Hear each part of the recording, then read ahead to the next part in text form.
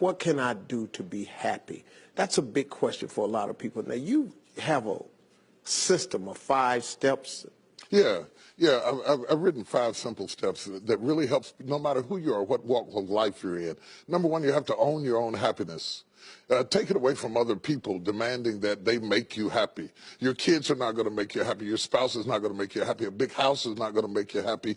Own your own happiness and be responsible for doing those things that bring joy into your own heart, independently of life and people and money and all of that stuff. Right. It doesn't necessarily give you a happiness. You have to take responsibility of that peace and that joy that lives inside of your heart and not inside of your stuff. Wow. Am I right? Yeah. And the second thing that I think people need to do is challenge their own story, because people torment themselves by how they see their life. They've told themselves a story as if it were the truth when it is really a perspective truth.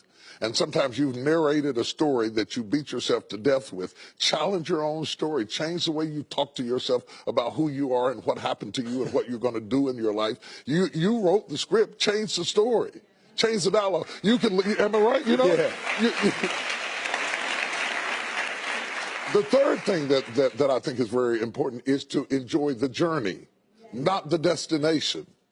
A lot of us delay our happiness. When I get to this level, when I get my degree, when I get the kids, when I get married, I'm going to be happy. Enjoy the journey. Enjoy the whole step, the whole process. But you don't celebrate when you get to the finish line. Celebrate all along the way. Celebrate all along the way. Yeah, man. Yeah, man. And then put me on my calendar. Put me on my calendar, because I want my attention too.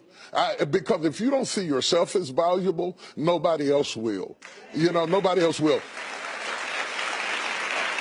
The other point is make relationships count. Making your relationships count, because everything is about relationships. First of all, your relationship with God. That's a very important thing to have, because as long as you know that there's somebody in charge, you don't have to bear the brunt of the responsibility and the weight of what's going on in your life. Yeah. You can talk to the boss. Okay. Yeah. Number 2, enjoy your relationship with yourself. If you don't like you, it makes it hard for me to like you. Because people, when you walk into their atmosphere, they draw you into the cosmos of their own drama.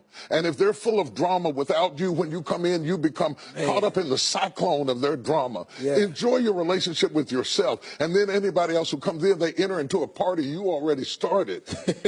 You understand? Yeah. And then the relationship with your kids, the relationship with your spouse, the relationship with your friends, taking time to enjoy the relationships, because there is no fruit. Nature teaches us that there is no fruit without relationships. You cannot be fruitful by yourself. In business, in home, in life, in church, I don't care what it is, you are no more than the relationships you surround yourself with, and make sure that those are good ones. The 5th thing, Yeah. No, go ahead. I'm loving it, man. Is this good? Yeah, this is really good. The 5th thing that I really ascribe to is balance work with play.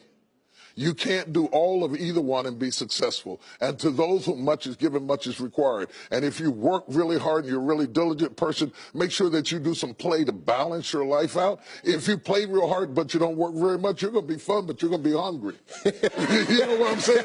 You got to balance work with play. You have to balance that with your children. If you're always a disciplinarian, your daddy going to get you when you get home. I don't want to always be the police in the house. Yeah. I want to be the fun guy sometimes, you know, to let people know that everything is not serious every day. That's too much pressure. We've got way too much pressure on us to be the people we were created to be.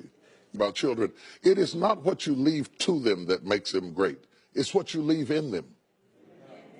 And if you leave enough in them, you don't have to worry about what you leave to them. If you leave more to them than you leave in them, they will run through everything you left to them. Yeah. But if you leave enough in them, you don't have to leave so much to them, because they can go out there and make their own way in life.